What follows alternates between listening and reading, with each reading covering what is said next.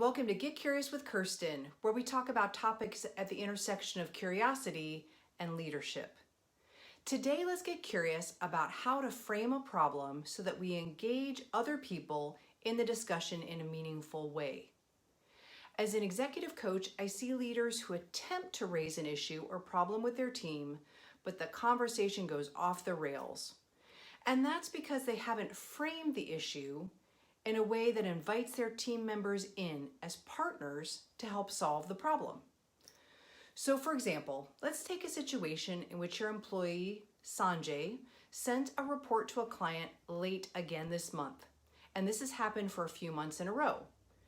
You could approach Sanjay and then ask him a question in a very frustrated tone.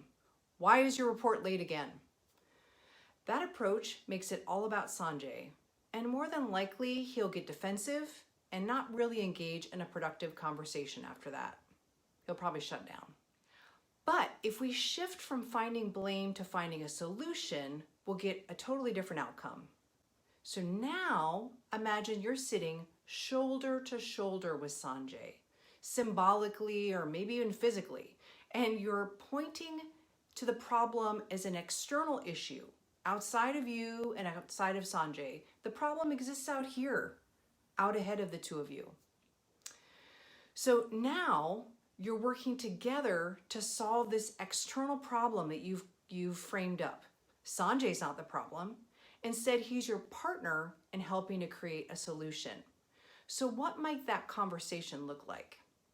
You might say something along the lines of, Sanjay, we've been delivering the report late to the client a few months in a row now, and that's resulting in fewer orders from them and impacting our team's sales goals.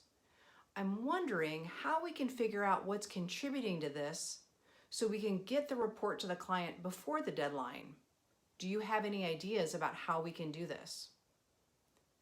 Now Sanjay is a partner in addressing the issue instead of the focus of the blame. And notice that I use the word we instead of you. That's a key component to making Sanjay feel that he's collaborating with me. In reality, we don't know what has led to Sanjay getting the report out late. It could be he's got too much work on his plate, he's got competing priorities, he doesn't have the information he needs to produce a report on time, or that he's disorganized.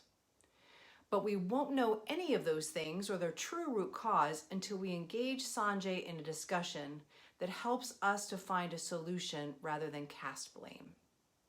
So I hope you'll try this the next time you need to identify a problem that needs to be addressed within your organization.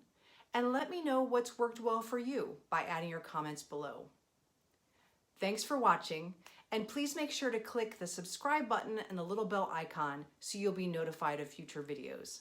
Until next time, stay curious.